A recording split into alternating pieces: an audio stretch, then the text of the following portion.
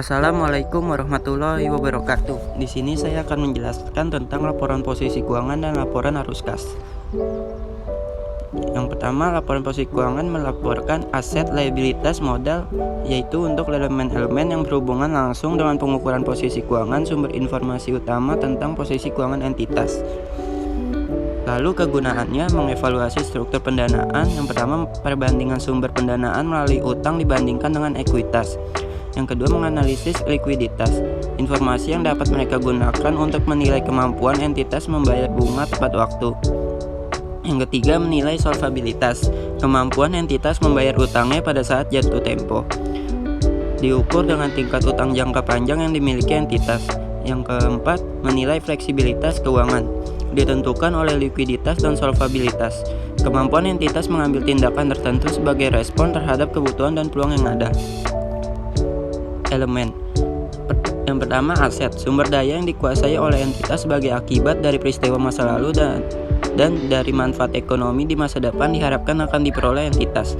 Yang kedua, liabilitas, kewajiban entitas masa kini yang timbul dari peristiwa masa lalu, penyelesaiannya mengakibatkan arus keluar sumber daya entitas yang mengandung manfaat ekonomi. Yang ketiga, ekuitas, hak residual atas aset entitas setelah dikurangi semua liabilitas.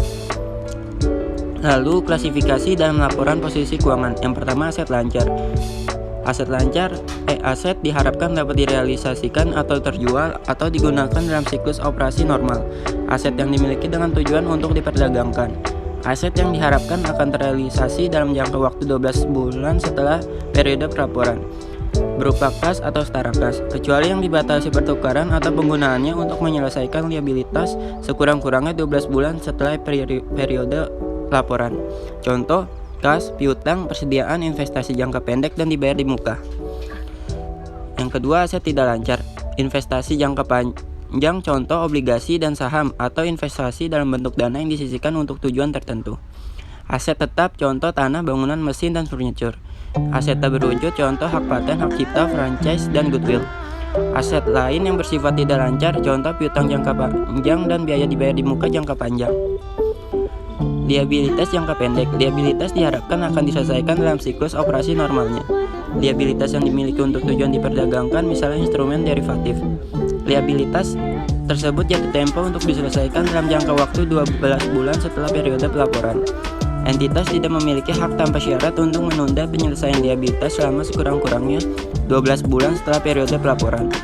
Contoh, utang dagang, biaya akrual untuk biaya karyawan, atau biaya operasi lain yang merupakan bagian modal kerja yang digunakan dalam siklus operasi normal. Liabilitas jangka panjang. Liabilitas yang berasal dari pembiayaan seperti penerbitan obligasi, utang sewa guna usaha, dan utang bank jangka panjang. Liabilitas yang berasal dari kegiatan operasi entitas seperti kewajiban pensiun dan kewajiban pajak tanggungan. Liabilitas yang bergantung pada terjadi atau tidak terjadinya suatu peristiwa di masa depan seperti provisi untuk kewajiban garansi. Lalu, laporan arus kas. Laporan yang menyajikan informasi tentang arus kas masuk dan arus kas keluar dan setara kas suatu entitas untuk periode tertentu. Melalui laporan arus kas, pengguna laporan keuangan ingin mengetahui bagaimana entitas menghasilkan dan menggunakan kas dan setara kas. Lalu kegunaannya, tujuan utama laporan arus kas adalah untuk menyajikan informasi tentang perubahan arus kas dan setara kas entitas selama satu periode yang diklasifikasikan berdasarkan aktivitas operasi, investasi, dan pendanaan. Mengevaluasi kemampuan entitas dalam menghasilkan kas dan setara kas, waktu dan kepastian dalam menghasilkannya. Memahami pos yang menjadi selisih antara laba rugi periode berjalan dengan arus kas neto dari kegiatan operasi akrual. Membandingkan kinerja operasi antar entitas yang berbeda, arus kas neto dari laporan kas tidak dipengaruhi oleh perbedaan pilihan metode akuntansi dan pertimbangan manajemen, tidak seperti basis akrual yang digunakan dalam menentukan laba rugi entitas. Memudahkan pengguna laporan untuk mengembangkan model untuk menilai dan membandingkan nilai kini arus kas masa depan antar entitas yang berbeda.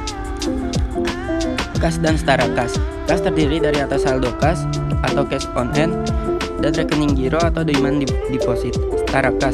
Yang pertama, investasi yang sifatnya sangat liquid, berjangka pendek, dan yang dengan cepat dapat dijadikan kas dalam jumlah yang dapat ditentukan dan memiliki risiko perubahan nilai yang tidak signifikan.